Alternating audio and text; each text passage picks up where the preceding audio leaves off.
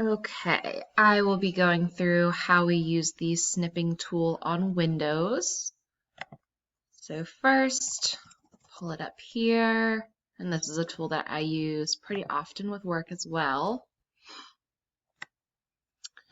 So if I were to want to capture the entire screen, I could do a full screen snip, and that's going to pull that up there.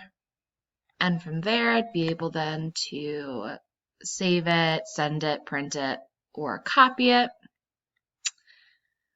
Okay, then if I want to just capture a specific screen element, so for example, one thing that I often have to do for work is just using a rectangular snip. So if I just wanted to just capture this part of my wallpaper, I could do that.